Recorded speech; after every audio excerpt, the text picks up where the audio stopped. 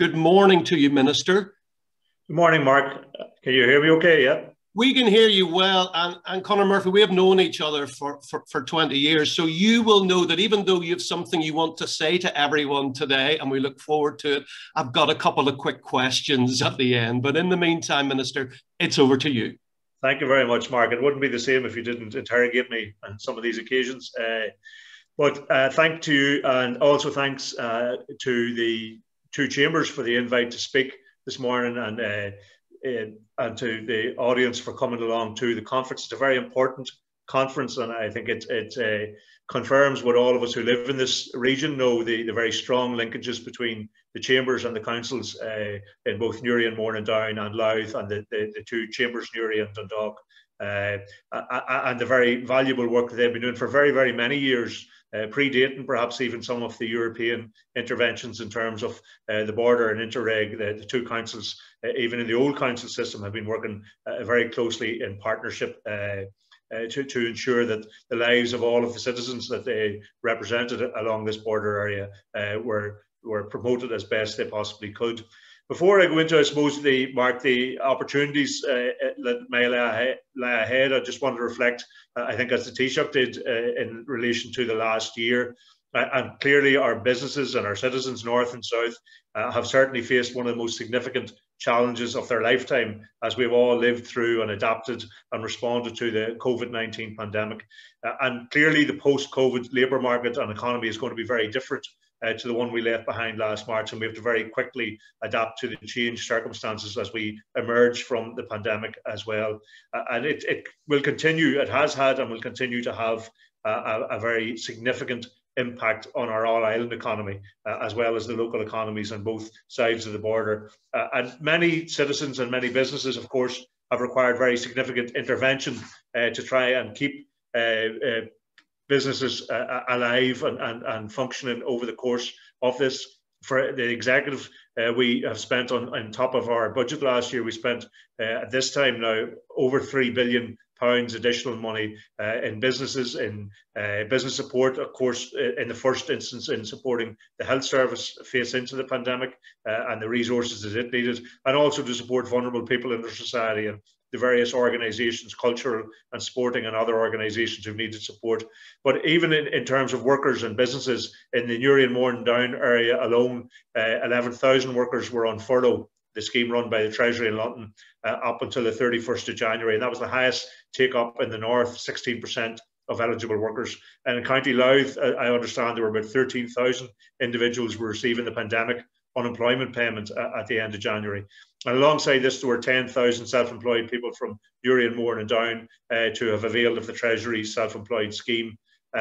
So even with that support, the impact of the pandemic has had a very significant impact on private sector confidence. And the quarterly employment survey by the Northern Ireland Chamber demonstrated, pardon me, that about 69% of their members believe that the prospects for the economy in the north are weak, and a further 38% saying prospects for their own businesses are also weak. So while we're starting to consider and move into the area of discussing emergence from the pandemic, very cautious and necessary steps, guided and advised by the health and scientific advice, nonetheless, we have to try and regenerate some sense of hope and optimism that society as a whole can emerge from this, but also that the economy and businesses can begin to get back trading again and try and build a pathway out of the pandemic experience. And of course, in order to do that, we need the essential collaboration, not just at government level, north and south, but also at local level and between central government and local government, between central government, local government and partners like the chambers as well, to ensure that we have a joined up approach to dealing with the economic recovery that's going to be vital and necessary in the time ahead, but also to make sure that we get a fair recovery, that we learn the lessons from the pandemic, and that we try and respond as quickly and as well as we possibly can. The two chambers that have hosted today's event have been working, as I said, very closely together for many, many years. I've been at many events that they've organised over my lifetime as an elected representative. And I mean, you know, 100 years ago, Newry and Dundalk shared a common hinterland.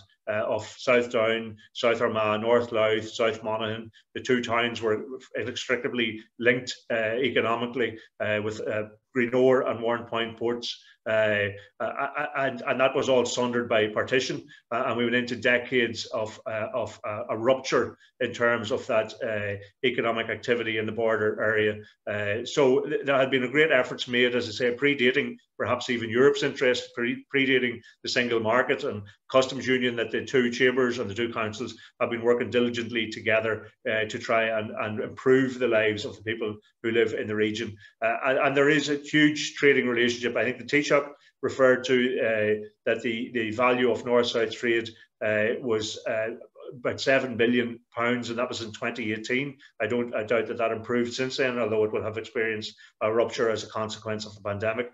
Food and drink represents the largest sector of goods trade in both directions, and proximity to the border, the research has shown, increases the propensity to engage in cross-border sales. And for Newry and the Dock, that is so important, particularly for our small and micro businesses, which are the bedrock of the local economy on both sides of the border. Not surprisingly, many businesses are going to continue to be challenged. And I think Intertrade have shown in their studies in the last quarter of the last year that 58% of businesses are continuing to struggle, a reduction in demand for goods and services, and low business and consumer confidence. And that, I think, emphasises, if we needed emphasis, that the continued cross-border cooperation on trade, on economy is going to be vital for the island and vital to protect the all-island economy. The rupture that Brexit has caused was, I suppose, anticipated. We had worked with others, including Dublin and London and Brussels, over the last 4 years to try and ensure that undoubtedly was going to be a damaging Brexit experience. And I think for that reason, the people of the North voted significantly to remain within the European Union, because regardless of their constitutional opinion, I think they recognised that the best place for us on this island was to be in a collective within the European Union. But nonetheless, we also recognised that the vote that took place in Britain, which effectively sealed our fate, was something that needed to be mitigated against, because we did recognise, particularly in a region such as this, the experience of that hard border, particularly over the years of the Troubles, and the economic devastation that caused on both sides of the border, then that we needed mitigating circumstances being developed. And of course, the protocol was to do just that, not to fix Brexit, because I don't think Brexit can be fixed. There is a solution within the Good Friday Agreement to get us back into Europe, but that is for a different debate, I suppose, than today's economic discussion. But clearly there is a need to work very diligently, not only to address the issues that the protocol itself has thrown up, which undoubtedly there are problems attached to that, and there are mechanisms for resolving those problems, but there are problems attached to Brexit. Any change in a trading arrangement will bring disruption. And we always knew that. What we have to do is try and manage our way through that disruption and look to the opportunities that the arrangement that we now have as a consequence of the protocol can give us, where we have a foot in trading terms from the northern side of the border, a foot in trading terms in both Britain and in Europe, which should give us advantages which this region should be able to take advantage of. And we have tried at the executive to bring a focus to the opportunities rather than simply focusing on the problems. That is problematic given a five-party executive and different views in relation to Brexit, but I nonetheless think that's where the executive needs to go. And I know that there are a number of ministers around the executive table, myself included, are trying to push in that direction to get the mechanisms in place to resolve the difficulties that undoubtedly have arisen, but also to look to the opportunities to give business that degree of certainty about how the new arrangements will work in this period and how they can take advantage in relation to that. The Trader Support Service have worked very closely, obviously, with the Irish Customs, and the access through the Dublin port route is hugely important for businesses in the north and for supply to the north from businesses in Britain as well. And I think that what we need to do, as I say, is focus in relation to that, the opportunity, and making sure that the problems which we had anticipated, perhaps some which we didn't anticipate, and quite a lot were to do with a state of preparedness among British companies in terms of their continued trade onto this island, they need to be focused on by both the governments in London, by the European Commission, and by those of us who represent this island. So I certainly, as well as dealing with those issues, I welcome the continued support in terms of EU funding. Of course, the Interreg and Peace 4 programmes are continuing to roll out to the end of the next financial year. and they have been invaluable, particularly in the border areas, over the last number of years that they've been in place in providing support from Europe and a clear understanding from Europe of border issues, which was very much the underpinning of the peace and Interreg programmes. And that programme is continuing to deliver, and we look forward, undoubtedly, both councils and the chambers are lead partners, and they will have been working very collaboratively with those programmes.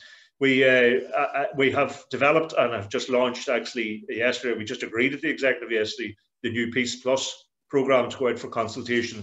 And of course that will replace the Peace 4 Interreg and amalgamate effectively the two funds together in a €1 billion fund, which will roll out over the next 7 years once Peace and Interreg programmes, current ones, have run their course. And again, there has been very close collaboration in the development of those in the Newry and Dundalk areas, and they will continue to provide that vital support in the border areas for businesses, for communities, for infrastructure projects, for all of the things that have been disrupted by the existence of the border. And I look forward to that work. I know I've worked very closely and collaboratively with Michael McGrath, my counterpart in the government in Dublin, and we have worked closely with the European Union, and we managed to increase the contribution of all parties to that from €650 million up to €1 billion. So that's going to be an important local vehicle, I think, for investment in these areas. And again, the consultation should be launched within the next day or so. It will go on, I think, to the 12th of May. And I would urge all of the attendees at this conference to make themselves aware of that, and particularly the councils and others, to see how they can access that funding, how they can shape the programmes themselves to make sure that that funding goes to where it's most clearly needed. The Taoiseach also referred to his fund that he has created of the additional €500 million for projects in the north-south sphere, the links to the NDNA agreement, and looking to develop the all-island economy and to deepen north-south cooperation and invest in the northwest and border regions. And clearly those should all be complementary to the Peace Plus programme, and we want to ensure that the investment that we're carrying out on the northern side of the border complements all of that, so we can get projects supported and developed. He mentioned things like the Narrow Water Bridge, the Southern Relief Road, which are hugely important. The investment in the rail network between Belfast and Dublin, again, which is a huge capacity to develop and support the development of that eastern corridor. And I think studies in recent years have shown that a third of the population on the island will live from the Belfast to Dublin and along that eastern corridor. So there's a need for significant infrastructure to support that population and investment to ensure that the prosperity that will bring will not just affect the two major centres of population in Belfast and Dublin, but along that corridor in places like Newry and Dundalk. So I think that the continued use of those funds and the continued collaboration through the North-South ministerial council arrangements between the executive and the government in Dublin are going to be hugely critical in the time ahead.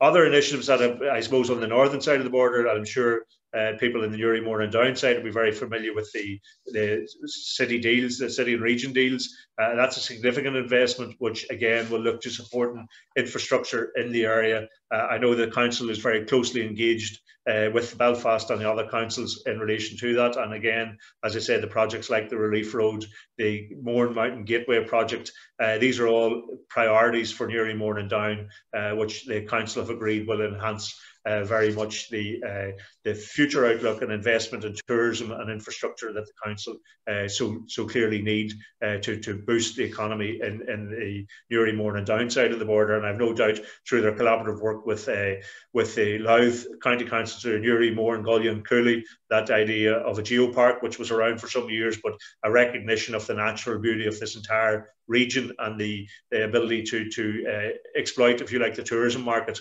and to create a much better place for people to live. And I happened to be up Slieve Gullion on last Sunday morning, and I noticed just the sheer numbers that are going to our outdoor facilities now that are enjoying the beauty of our countryside. So these are all very important projects, not only for the citizens who live in this region, in the Newry, Mourne and Down and Louth regions, but they're also hugely important in terms of boosting our economic potential in the area and attracting visitors to the area. So while we on the north for the next year are disappointed with our budget outcome, and it's going to be very challenging in terms of of our investment in public services in the time ahead.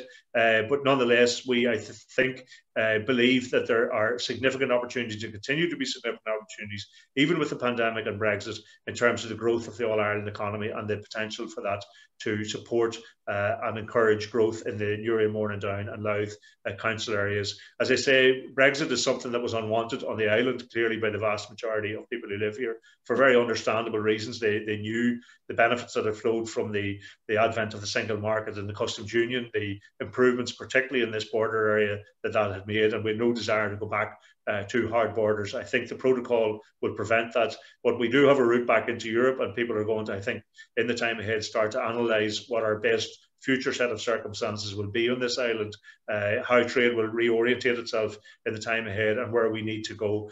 It's vital that we continue to provide the support that we can, and we will do that best through increased and sustained collaboration on the mechanisms that already exist through the North-South Ministerial Council, through those council engagements, through the Memorandum of Understanding between Newry, Mourne and Louth and Down, through the arrangements and engagements between the chambers, North and South, and making sure that that is a very joined up approach from central government through local government to organisations on the ground to get the best possible outcome. So we can grow that ambition, and that we can deliver that vision, and we can emerge from this crisis in a build back, as we say, better, stronger and in a fairer way, and one which supports all the citizens who live in this region.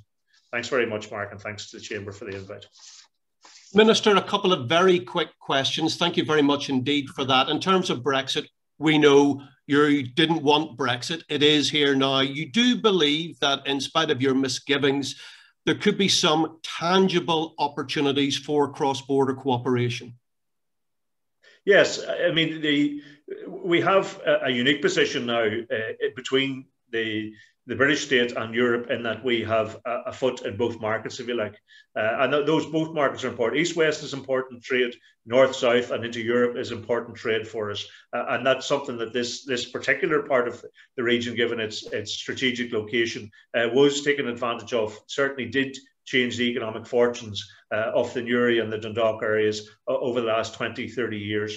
And so we know more than most what a rupture to that will do to us, and bring us back to decades of stagnation, of a lack of investment, of peripherality, on the border area, two systems not engaging with each other at all. So there are opportunities. I think there's a determination in Dublin. I think we need, people can continue to have their view on the protocol in the north, but we also have a responsibility to work for citizens and for businesses, and to make sure that people can take the opportunities that lie ahead. And while there are mechanisms to work through, undoubtedly, the problems that would inevitably have arisen with any Brexit outcome in the border area, that we have mechanisms to work through those in a mature way, and that we also then seize the opportunities. I was speaking recently to the American administration, and they were telling me, people are asking them, what's now the situation in the north in terms of investment? What's their role? They have a foot in Europe, they have a foot in Britain. That looks good. But if we continue to major on the difficulties that we're facing, then those people will sit back and say that this isn't somewhere to come and invest. We have an opportunity to go out and attract investment. We have an opportunity to give certainty to the businesses that will continue to trade north, south, east and west, and we need to do that. That's our responsibility. And finally, a quick word to the businesses who are struggling. They're worried, given the whole economic picture at the moment. They're struggling to survive. What's your message to them all this morning? Well, my message is that we on the northern side, and I know there's been a similar experience on the southern side, we have put over 3 billion additional money out. A lot of that has been in business support. That has been to try and keep businesses alive, large and small. We will continue to do that. We have still some money to spend. We will have some COVID money next year on top of our budgets. Not very much, and our budgets are very challenging, certainly not as much money as we had last year, but we will continue to invest in supporting businesses. The pandemic won't end on the 31st of March at the end of the financial year. It will continue on, and the impact that will have, even as we begin to open up again and businesses are able to trade, and that's our priority, is to get businesses back trading. That's what they want to do. But we will continue to try and provide as much support to them as we can in the time ahead, and we will continue to try and stimulate as much economic growth. And that means that we have to work our way through all the problematic issues emerging from the pandemic, the Brexit issue. We have to work our way sensibly through those and try and create the opportunities for businesses to engage in and to collaborate with and to share some prosperity that might arise from that. Minister, thank you very much indeed. I can't let you go without showing you something. I'm working from home at the moment, and I found something before today in my loft. I don't know if you recognize this. This shirt, do you recognize whenever Oh, whenever the media played the Stormont MLAs about 5 years ago, I think we swapped shirts at the end of the match. I think you were holding on to my shirt that much during the match that I give it to you at the end just for a keepsake. I've never washed it. It means that much to me. Listen, thank you very much indeed. Finance Minister Conor Murphy. Enjoy the rest of your day. Thank you. Thank you.